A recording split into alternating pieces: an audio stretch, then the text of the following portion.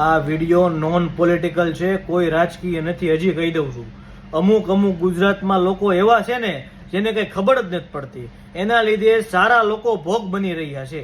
નરેન્દ્ર મોદીએ લાઈવ આવીને એમ કીધું કે પેટ્રોલ ડીઝલનો ઓછો ઉપયોગ કરજો, પણ અમુક લોકોને કઈ ખબર જ ન પડતી ને એવું વર્તન કરે. પેટ્રોલ પંપ ઉપર લાઈન લગાડી દીધી છે. કેટલી એક માય હોય બીજો કે ત્રીજો ચોથો, એ કેવડી મોટી લાઈન. ભાઈ પેટ્રોલ પૂરું નથી થઈ ગયું, 3-4 રૂપિયા વધારે દીધા છે. કાંઈ આ પેટ્રોલ બંધ નથી થઈ જવાનું. તમારા લીધે જેની પાસે પેટ્રોલ નથી, જેની રિઝર્વમાં ગાડી આવી ગઈ છે, જેને રોજબરોજના જે બિચારા નોકરી ધંધે કર જાતા હોય ને એને લીધે તમારા લીધે તકલીફ પડી રહી છે.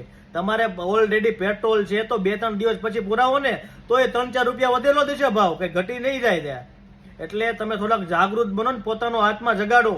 તમારા લીધે સારા લોકો જે ધંધા રોજગારના ડેઈલીના જે ખાઈ પીને જે દરરોજનું ગુજરાન ચલાવે છે ને એ લોકોને તકલીફ પડી રહી છે. થોડુંક યાર સમજો, પોતાનો આત્મા જગાડો, થોડાક જાગૃત બનો.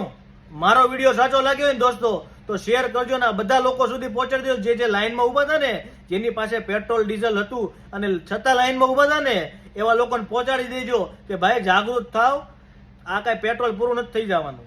મારો વિડીયો સાચો લાગ્યો હોય ને દોસ્તો તો શેર કરજો. જય હિન્દ.